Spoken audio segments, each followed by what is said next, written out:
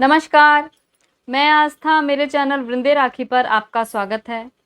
आज हम इस वीडियो में बात करेंगे कि शिवलिंग पर किन चीज़ों को चढ़ाने से क्या फल मिलता है, भगवान शंकर किस प्रकार का फल हमें देते हैं, शिवलिंग पर किस चीज़ का अभिषेक करने से।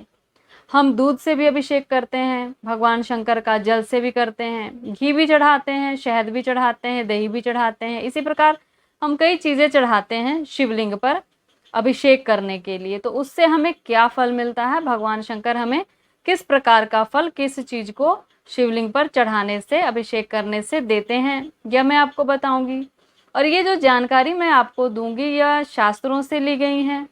आयुर्वेद ने भी शिवलिंग पर कुछ ऐसी चीज़ें बताई हैं कि जिसे चढ़ाने से हमें कई रोग हैं ऐसे जिसमें आराम मिलता है। तो ये सारी बात मैं आपको इस वीडियो में बताऊंगी। इससे पहले मैं आपको बता देती हूँ कि ऐसी ही जानकारियाँ मैं आप लोगों तक पहुँचाने का प्रयास करती हूँ जो हमारे शास्त्रों से ली गई हैं और हमारे जीवनचर्या में आवश्यक हैं, जिसे करने से हमारा जीवन सरल और सफल हो जाएगा। साथ ही बहुत सारे ऐसे तरीके, उपाय बताए गए हैं हमारे शास्त्रों में जो हमारी कठिनाइयों को दूर करने के लिए होते हैं, वो भी मैं आपको बताती रहती हूँ। मंत्रों के बारे में भी मैं आपको बताती हूँ, किस मंत्र का क्या प्रभाव है, इसका जप कैसे करना है, किस प्रकार इसका अनुष्ठान हमें करना है जिससे हम लाभ उठा सकें। और साथ ही गृहस्थ जीवन में हमें अध्यात्म की ओर किस प्रकार जाना है, भगवान की भक्ति किस प्रकार करनी है, ये भी चर्चा हम करते रहते हैं। तो ऐसी ही जानकारियों के लिए चैनल से जुड़िएगा, चैनल को सब्सक्राइब जरूर कर लीजिएगा और वीडियो अच्छा लगे तो लाइक शेयर भी किया कीजिए। तो आइए अब हम बात करते हैं कि शिवलिंग पर किन चीज़ों को चढ़ाने से क्या लाभ होता है। तो सबसे पहले बात कर लेते हैं जल की। भगवान शंकर पर जल की धारा चढ़ाने से, जल से रुद्राभिषेक करने से, अगर हम जल से रुद्राभिषेक भगवान शंकर का करते हैं, अभिषेक में और रुद्राभिषेक में फर्क है।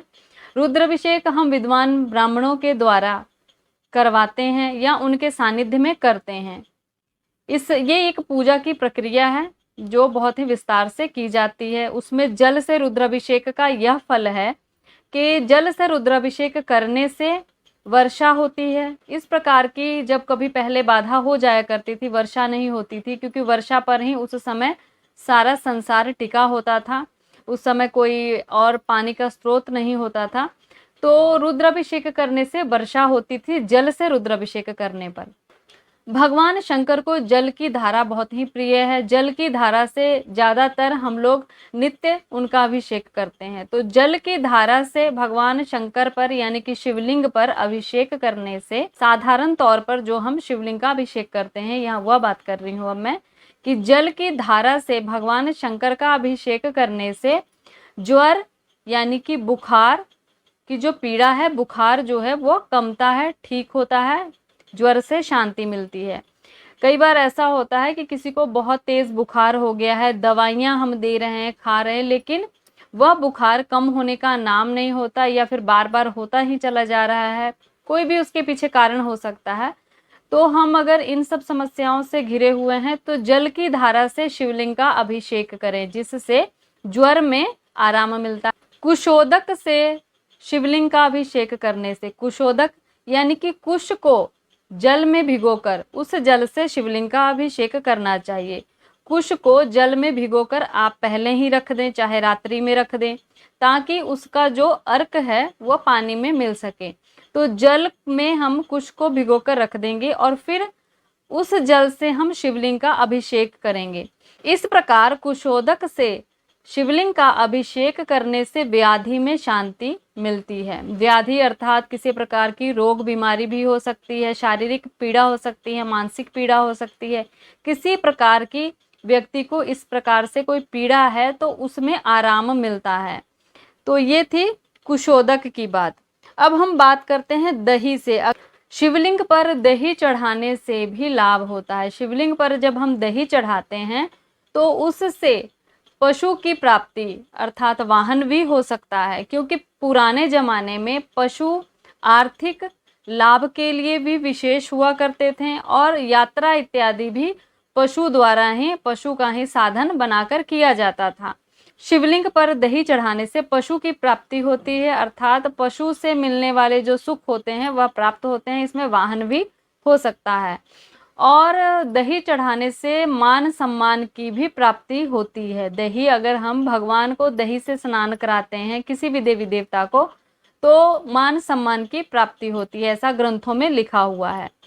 शिवलिंग पर गन्ने का रस भी चढ़ाया जाता है। गन्ने के रस को शिवलिंग पर चढ़ाने से लक्ष्मी की, धन की प्राप्ति होती है, धन में वृद्धि होती है। तो धन की इच्छा वाले को शिवलिंग का अभिषेक करना चाहिए गन्ने के रस से। गन्ने के रस को शिवलिंग पर चढ़ाने से धन की प्राप्ति होती है।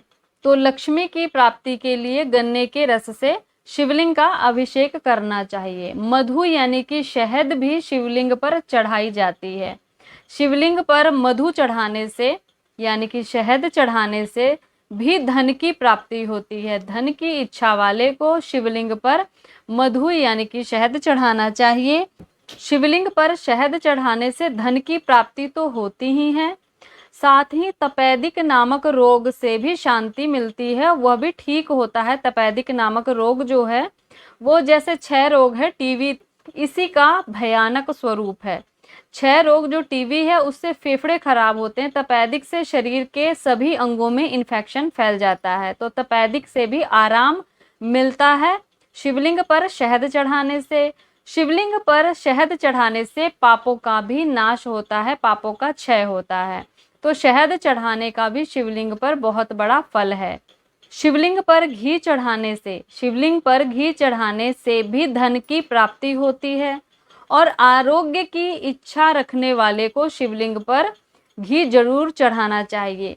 जो चाहता है कि हमें कोई रोग बीमारी ना हो, तो रोग बीमारी से बचने के लिए शिवलिंग पर घी चढ़ाना चाहिए। और धन की भी प्राप्ति होती है शिवलिंग पर घी चढ़ाने से।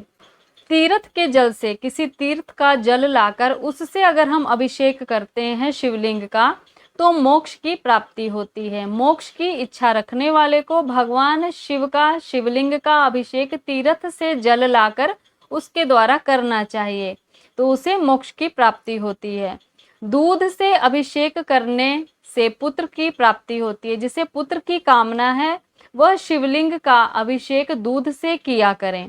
दूध के धार से जब हम शिवलिंग का अभिषेक करते हैं तो उससे और भी बहुत सारे फायदे हैं। दूध की धार से शिवलिंग का अभिषेक करने से मनवांछित फल की प्राप्ति होती है। मन में जो इच्छा है वह पूरी होती है अगर हम दूध से शिवलिंग का अभिषेक करते हैं। और साथ ही पुत्र की कामना करने वाले को दूध की धार से शिवलिंग का अभिषेक करना चाहिए, दूध से शिवलिंग का अभिषेक करना चाहिए।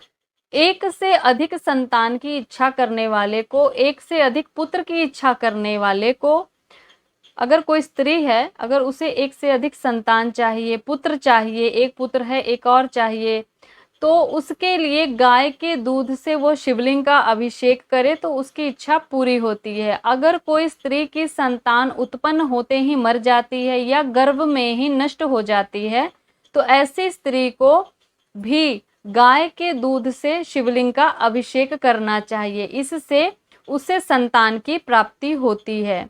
तो एक से अधिक संतान की इच्छा रखने वाले को भी गाय के दूध से अभिषेक करना चाहिए। और जिस स्त्री को एक से अधिक संतान नहीं है या फिर संतान उत्पन्न होते ही समाप्त हो जाती है या गर्भ में ही नष्ट हो जाती है, तो उनको भी जो है शिवलिंग पर गाय के दूध का अभिषेक करना चाहिए। आगे अब हम बात करते हैं, यदि किसी की बुद्धि कम हो, मेधा शक्ति कम हो या उसकी बुद्धि श्रेष्ठ ना हो, अच्छी ना हो, तो शक्कर मिले दूध से शिवलिंग का अभिषेक करना चाहिए। बच्चों से भी आप करवा सकते हैं श्रेष्ठ बुद्धि के लिए, अच्छी बुद्धि के लिए। तो दूध में शक्कर मिलाकर शिवलिंग का अभिषेक करने से बुद्धि श्रेष्ठ होती है, बुद्धि बलवान होती है, अच्छी बुद्धि प्राप्त होती है। शिवलिंग पर सरसों का तेल भी चढ़ाते हैं। सरसों के तेल से शिवलिंग का अभिषेक करने से शत्रु का विनाश हो जाता है। आपका जो दुश्मन है, जिससे आप दुखी हैं, बहुत कष्ट दे रहा है आपको, अगर आप उस कारण से शिवलिंग पर सरसों का तेल चढ़ाते हैं तो शत्रु का विनाश हो जाता है। और अगर हम जल में शक्कर मिलाकर चढ़ाते हैं। जल में शक्कर मिला के चढ़ाने से पुत्र की कामना पूरी होती है। यदि पुत्र प्राप्ति की इच्छा है, पुत्र नहीं है, पुत्र की इच्छा है, तो जल में शक्कर मिलाकर शिवलिंग का अभिषेक करते रहें। शिवलिंग का अभिषेक जल से शक्कर मिलाकर करने से पुत्र की कामना पूरी होती है।